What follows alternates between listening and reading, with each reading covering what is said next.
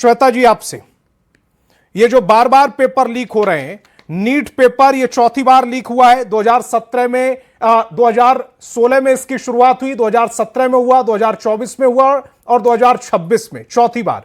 ये बार बार हो क्यों रहे हैं? खामी कहां नजर आ रही है आपको? जी संतोष जी, ये बहुत ही दुख की बात है क्योंकि इतने सारे बच्चे इतने मेहनत के बाद एग्जाम में अपीयर होते हैं और उसके बाद इस तरीके से पेपर लीक होना, ये कहीं ना कहीं एनटीए जो नेशनल टेस्टिंग एजेंसी है उसकी तरफ से फेलियर है। और इस पे जो भी सख्त कार्रवाई होना है, आप देख रहे हैं वो हो रहा है। लेकिन इसमें कोई डिफेंस वाली बात नहीं है। हम यहाँ पे डिफेंड करने के लिए नहीं बैठे हैं। इनफैक्ट हम उन बच्चों के साथ हैं, उन परिवार के साथ हैं जिनको इस वक्त में इतनी परेशानी झेलनी पड़ रही है, क्योंकि हम भी कभी एस्पिरेंट रहे हैं तो मुझे पता है ये किस तरीके की प्रॉब्लम है।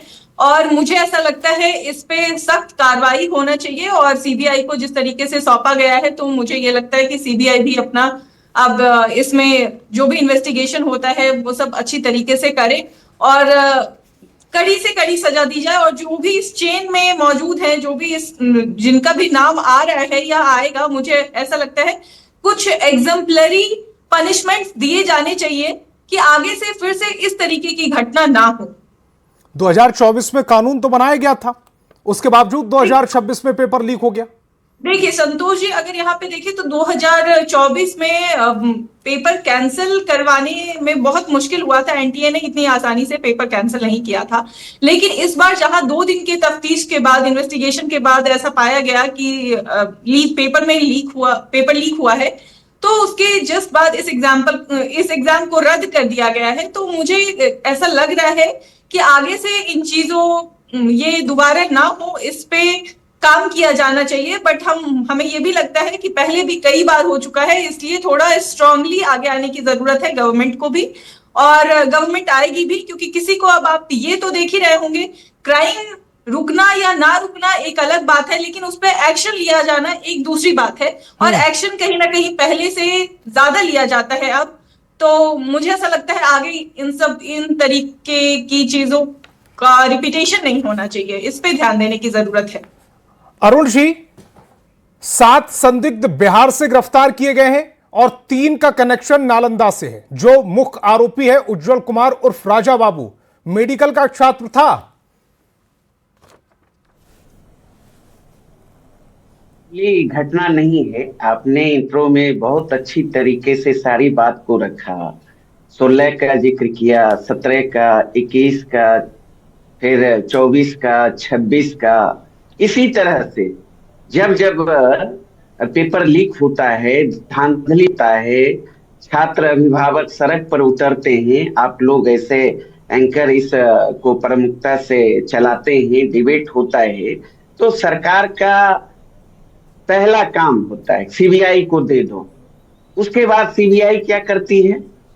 10, 20, 25 संदिग्ध जिस पर शक जाता है आरोपी को गिरफ्तार कर लेता है, जेल भेज देती है। फिर 4 महीने के बाद, 5 महीने के बाद सारे आरोपी वापस आ जाते हैं। ये नया बात थोड़े है। जब से एनडीए की सरकार बनी है, हमें लगता है 94, 95 परीक्षाओं की पेपर लीक हो गई है। और सबसे बड़ी बात है, एनटीए ऐसा महत्वपूर्ण एजेंसी, इसका भी पेपर लीक हो जाता है। 24 का जिक्र आपने किया, 24 में आपने देखा किस तरीके से पेपर लीक हो गया।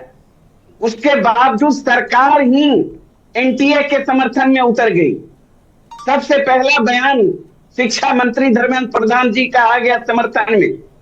पूरे देश में बवाल खड़ा हो गया, छात्र सड़कों पर, अभिभावक सड़कों पर। सिर्फ 22 लाख 23 लाख अभ्यर्थियों का ही सवाल नहीं है, उससे जो जुड़ा परिवार है, परिवारों का सपना, छात्रों का सपना, लगता है करोड़ों से ऊपर का जीवन किस तरीके से गांव देहात से बच्चे को पढ़ने भेजते हैं, कोचिंग में नामांकन कराते हैं, जेवर गहना बेचकर, जमीन बेचकर, सूद पर पैसा लेकर, आप कल्पना नहीं कर सकते।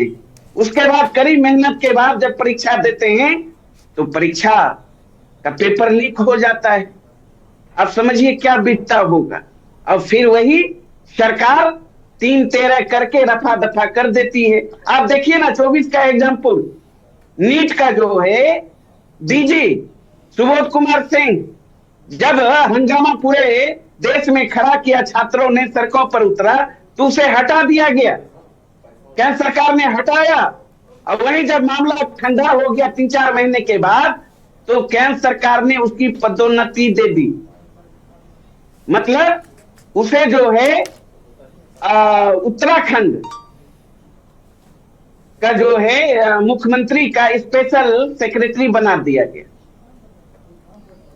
तो ये है, तो यहां है सैया भेल कोतवाल तो काहे का डर। लेकिन